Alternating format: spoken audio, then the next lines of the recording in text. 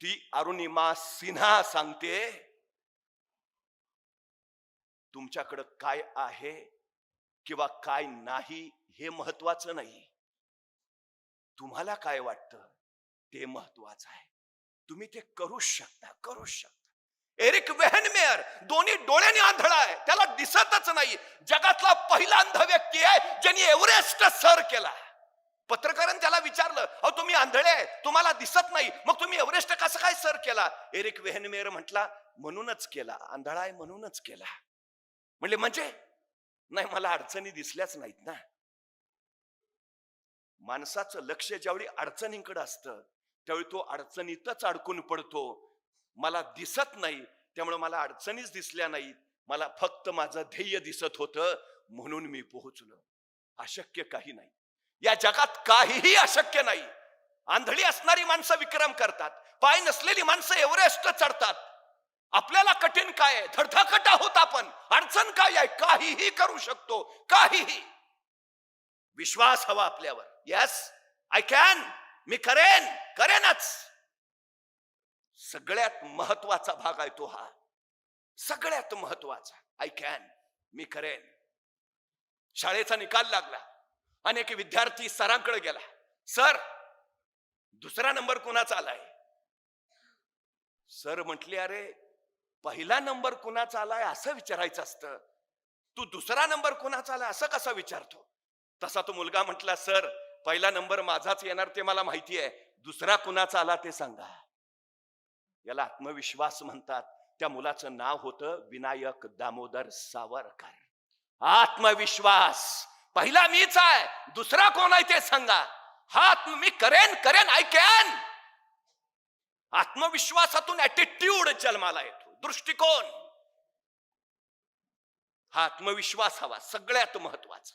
एकदा निश्चय झाला, अशक्य काही नाही हे कळालं की मग आपण काहीही करू शकतो. फक्त एक, जे ठरलंय तेच करा, पर्याय ठेवू नका. अजिबात ठेवायचे नाहीत, अजिबात नाहीत. आमची हल्लीची अडचण काय झाली माहितीये? मी परवा एका मुलाला सहज विचारलं, काय रे 100 मीटर पळशील का? तो 5 मिनिटं माझ्याकडेच बघत बसला. अरे म्हटलं 100 मीटर पळशील का? मग त्याने हळूच विचारलं, 100 मीटर म्हणजे किती? मला लक्षात आलं. मी म्हटलं, अरे तू काय खेळबिळ खेळतोस का नाही? म्हटलं सगळे खेळ खेळतो, क्रिकेट खेळतो, फुटबॉल खेळतो, हॉलीबॉल खेळतो, बॅडमिंटन खेळतो. म्हटलं मग एवढे सगळे खेळ खेळतो, दिवसभर मैदानावरच असतोस का काय? तो म्हणला, मैदानावर नाही, मोबाईलवर खेळतो. म्हटलं मग बरोबर आहे, तुला 100 मीटर कळणारच नाही. मग त्याला सांगितलं, इथून तिथपर्यंतचे अंतर आहे, त्याला 100 मीटर म्हणायचं, पळशील का? म्हटलं करतो प्रयत्न. आता तुला काय 5 किलोमीटर सांगतोय का पळायला? 100 मीटर? तो म्हणला करतो ना प्रयत्न. मग त्याला मी विचारलं, बरं मला सांग, हे 100 मीटर अंतर पार करायला तुला किती वेळ लागेल? तो 5 मिनिटं अंतरच बघत बसला. अरे म्हटलं सांग ना. मग हळूच म्हटला, 5 मिनिटं तरी लागतील. 100 मीटरला 5 मिनिटं? अरे ऑलिम्पिक मध्ये हुसेन बोल्टचं रेकॉर्ड 9.98 सेकंदाचा आहे. हुसेन बोल्ट 10 सेकंदात 100 मीटर पळतो. तू 15 सेकंद म्हण, 20 सेकंद म्हण, 25 सेकंद म्हण, का 5 मिनिटं? माझं मला माहिती आहे ना. अरे तुला सांगितलं ना 5 मिनिटं लागतील. मला सुचायचंच बंद झालं. तेवढ्यात त्याचा मित्र धावत आला, ए पळ, कुत्रा पिसाळलाय. एवढ्या भयान वेगात पळत सुटला. 7 सेकंदात 100 मीटर. मी त्याला म्हटलं, तू तर हुसेन बोल्टचं रेकॉर्ड मोडलंस, त्याला 10 सेकंद लागतात, तू 7 सेकंदात पळलास. म्हटला मग कुत्रा मागं लागला होता. म्हणजे 7 सेकंदात 100 मीटर पळायची क्षमता तुमच्यात आहे. बाहेर कधी आली? संकट आलं तेव्हा. मग संकट चांगली आहेत का वाईट आहेत? संकटांचं स्वागत करायला हवं. संकट तुम्हाला अडवायला येत नाहीत, संकट तुमची उंची वाढवायला येतात. अडथळे तुम्हाला रोखायला येत नाहीत, अडथळे तुमच्यातल्या क्षमता बाहेर काढतात. अडचणी तुम्हाला थांबवायला येत नाहीत, अडचणी तुमच्यातली कौशल्य बाहेर काढतात. संकट, अडचणी, अडथळे यायलाच हव्यात, कारण त्याच तुम्हाला घडवतात. ही सगळ्यात मोठी वस्तुस्थिती आहे, सगळ्यात मोठी. या जगात असा कुणी नाही ज्याला संघर्षाशिवाय काही मिळालंय. कुणी नाही. संधी नशिबाने मिळते, पण यश नशिबाने मिळत नाही, अजिबात नाही. तुम्ही भाग्यवान आहात, तुम्हाला असे आई वडील लाभलेत की जे तुम्हाला शिकवू इच्छितात, जे तुम्हाला काही बनवू इच्छितात. तुम्ही भाग्यवान आहात. तुम्हाला लोकसेवा स्कूल सारखं स्कूल लाभलंय, जे तुमच्यातनं विक्रमवीर तयार करू इच्छितात. नशिबवान आहे तुम्ही. पण संधी नशिबानं मिळेल, यश नाही. त्यासाठी तुम्हाला संघर्षच करावा लागेल. त्यासाठी तुम्हाला कष्ट करावेच लागतील. ही सगळ्यात आणि सगळ्यात महत्वाची गोष्ट आहे. सगळ्यात. लाल बहादूर शास्त्री, घर एकीकडं, मध्ये गंगा नदी आणि पलीकडं शाळा. रोज काठावर जाऊन उभा राहायचे, नौकेत बसायचे आणि मग शाळेपर्यंत पोहोचायचे. पण परिस्थिती हलाखीची, गरिबीची, खिशात पैसे नसायचे. एके दिवशी शाळेत जाण्यासाठी गंगेच्या काठावर आले. बराच वेळ उभा राहिले. नाविकांना विचारलं, लाल बहादूर येतोयस ना? लाल बहादूर म्हटले, नाही, जा तुम्ही. का रे? पैसे नाहीयेत माझ्याकडं. अरे मग उद्या दे. पण उद्या तरी कुठून येतील? अरे मग आल्यावर दे. नको, आई सांगते, आपलं ओझं दुसऱ्याच्या डोक्यावर नको. तुम्ही जा, मी येईन. नाव निघून जायची. लाल बहादूर शास्त्री अंगावरचे कपडे काढायचे, त्या कपड्यात स्वतःचे वह्या पुस्तक गुंडाळायचे, त्याचा मुंडा असं डोक्याला बांधायचे आणि सरळ गंगेत उडी घ्यायचे. झपाझप पोहत पलीकडच्या काठावर पोहोचायचे. परत काठावर कपडे घालायचे, वह्या पुस्तक हातात आणि मग शाळेत जाऊन बसायचे. परिस्थितीशी लढणारे ते लाल बहादूर शास्त्री या देशाचे पंतप्रधान झाले. संघर्ष तुम्हाला घडवतो. रामेश्वरमला पेपर वाटायचं काम करणारे एपीजे अब्दुल कलाम या देशाचे राष्ट्रपती झाले. तुम्ही कसे आहात, गरीब की श्रीमंत, याच्यावर तुमचं यश ठरत नाही, हे पहिलं लक्षात असू द्या. सगळ्यात महत्वाची गोष्ट आहे ती. फिलिपाईन्स देशामध्ये रिहा बुलोज नावाची एक 11 वर्षाची मुलगी एके दिवशी शाळेतून घरी आली. आल्या आल्या वडिलांना म्हणाली, बाबा, शाळेच्या धावण्याच्या स्पर्धेत माझा पहिला क्रमांक आला. वडिलांना प्रचंड आनंद झाला. अभिनंदन बेटा, खूप खूप खूप अभिनंदन, खूप छान. तशी वडिलांच्या कुशीतनं बाजूला होत ती चिमुरडी रिहा म्हणाली, पण बाबा, आता माझा शाळेत पहिला नंबर आलाय ना, माझी राष्ट्रीय स्पर्धेसाठी निवड झालीय, पुढच्या महिन्यात स्पर्धा आहे बाबा. वडिलांना आणखी आनंद झाला. खूप छान, कॉंग्रॅच्युलेशन बेटा, अभिनंदन, राष्ट्रीय स्पर्धेत धावणार मुलगी माझी. पण त्याच वेळी ती चिमुरडी म्हणाली, पण बाबा, आता मी राष्ट्रीय स्पर्धेत पळणार ना, मग मला स्पोर्टचे शूज लागतील. बाबा, घ्याल ना धावण्याचे बूट? वडील म्हटले, घेऊया.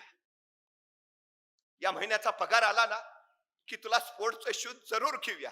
ती चिमुरडी आनंदाने उड्या मारत मारत सरावाला निघून गेली. दिवस गेले. आता राष्ट्रीय स्पर्धा 4 दिवसावर आली. त्या दिवशी ही रिहा वडिलांकडे गेली. बाबा, स्पर्धा 4 दिवसावर आली आहे, तुम्ही स्पोर्टचे शूज घेतो म्हणालात, घ्या ना बाबा. 2 दिवस तरी मला शूज घालून सराव करायला नको का? घ्या ना बाबा. कधी घेणार?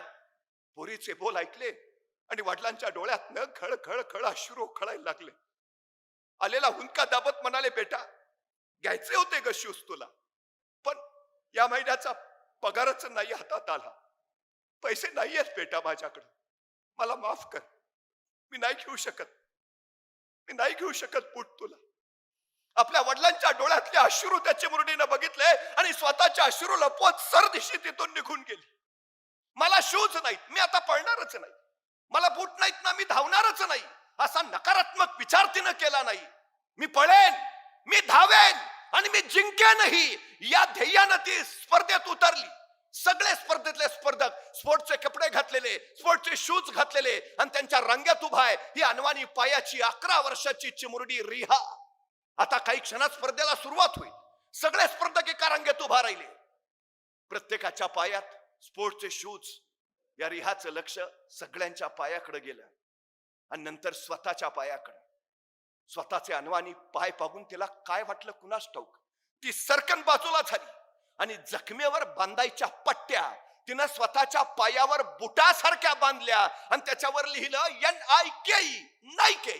जणू नायकेचे शूज घालून ती उभा आहे. आणि बघता बघता स्पर्धेला सुरुवात झाली. स्पर्धक पळायला लागले. ही अनवाणी पायाची रिहा धावू लागली. पाय ठेचकाळत होत्या, रक्ताळत होत्या, वेदना होत होत्या, पण तिला फक्त ध्येय दिसत होतं. जिंकायचंय, जिंकायचंय, फक्त जिंकायचंय. बेभान पळत राहिली. 400 मीटर, 800 मीटर, 1500 मीटर या तिन्ही धावण्याच्या स्पर्धेत ती 11 वर्षाची चिमुरडी पहिली आली. तिनं 3 सुवर्ण पदक कमावली.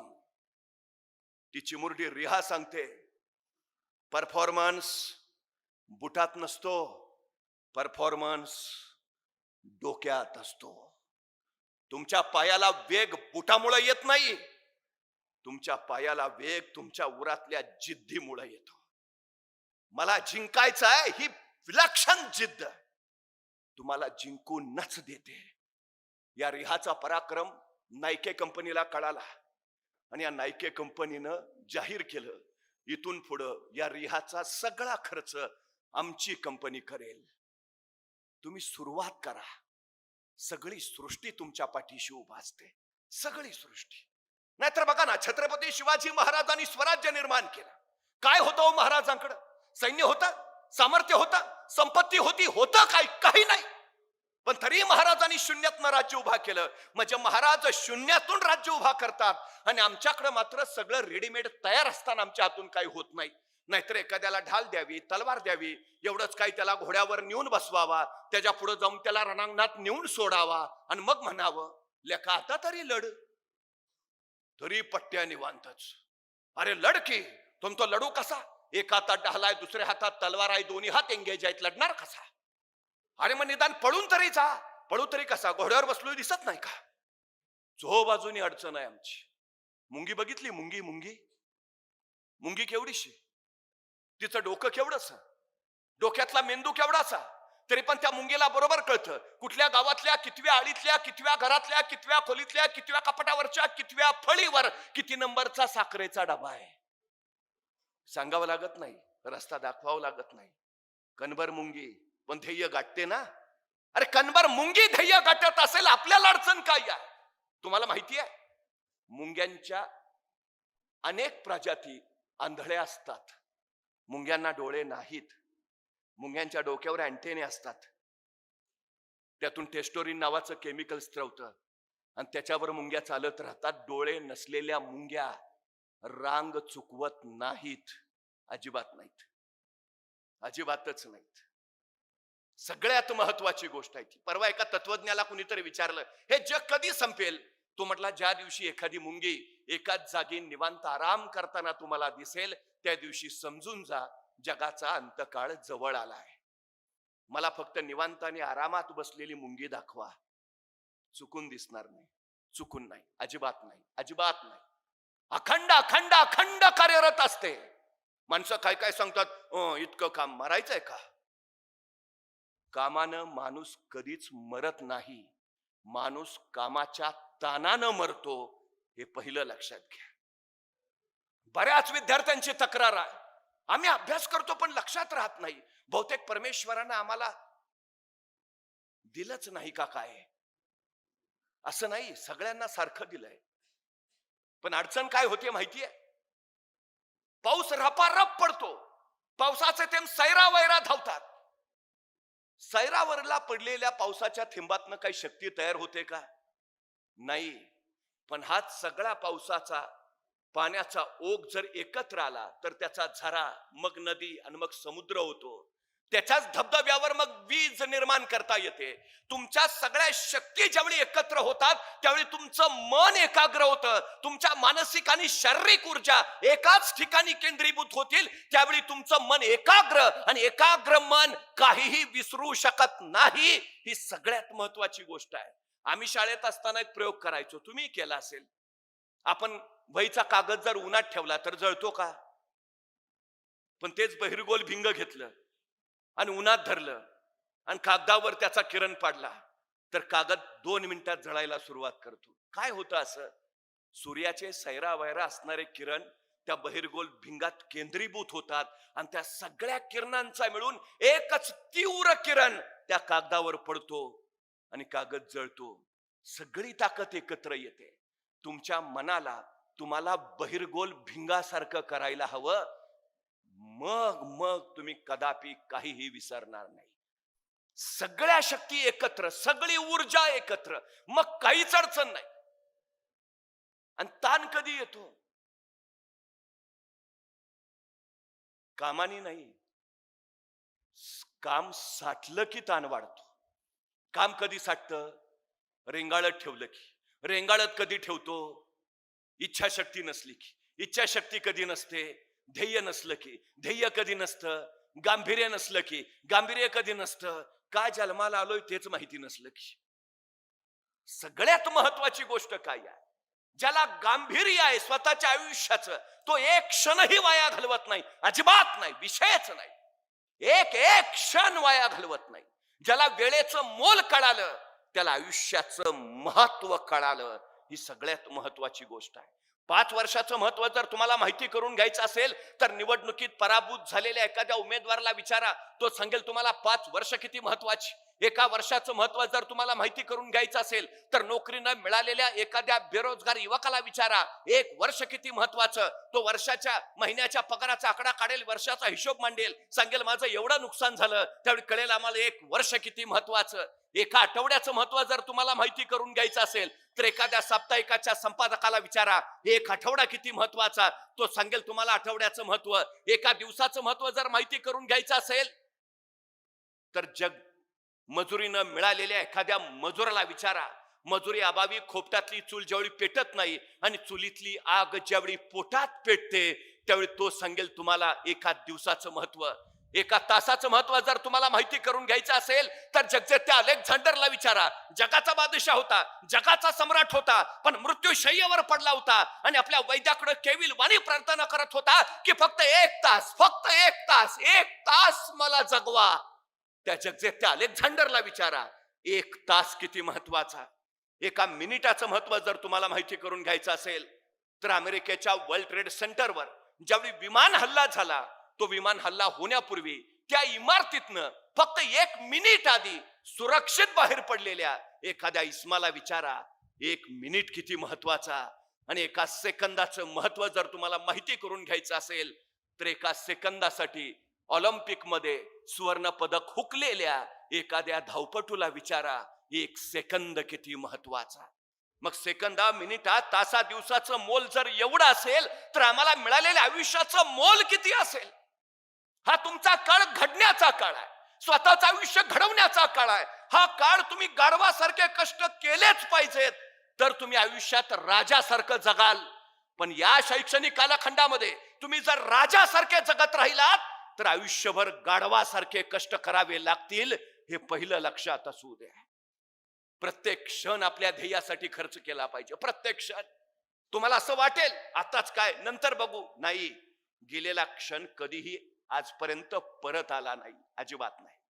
वेळ साठवता येत नाही, वेळ गोठवता येत नाही, वेळ घड्याळ बंद करून वाचवता येत नाही, वेळ दुसऱ्याला उसना देता येत नाही, वेळ कुणाचा उधार घेता येत नाही. वेळ एकदाच हाताशी येतो.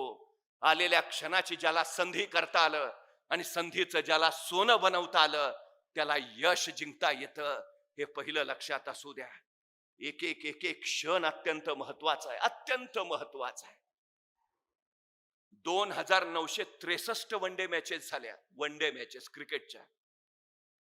पण 2963 मॅचेस मध्ये आजपर्यंत एकालाही वनडेत द्विशतक करता आलं नाही, अजिबात नाही, जमलंच नाही. 50 ओव्हर मध्ये एकट्याच्या 200 धावा शक्यच नाही, अशक्य, इम्पॉसिबल, कुणालाच नाही जमलं.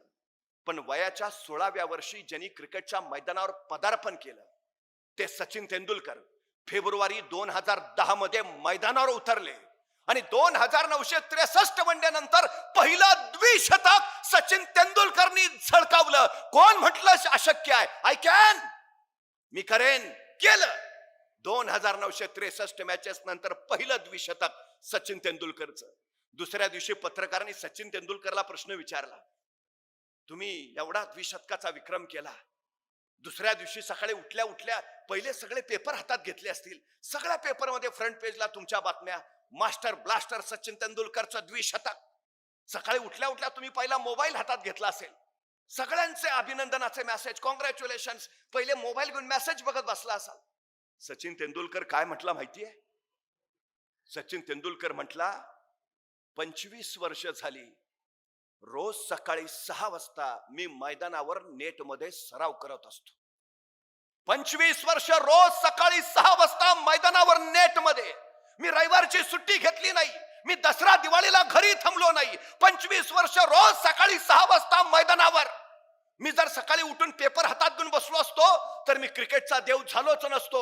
मी जर मोबाईल काढून बसलो असतो मला भारतरत्न मिळालाच नसता. माझ्या ध्येयाचा अव्याहतपणे पाठलाग करत आलो, म्हणून हे यश आहे. आमचं काय? उठला की पहिला मोबाईल,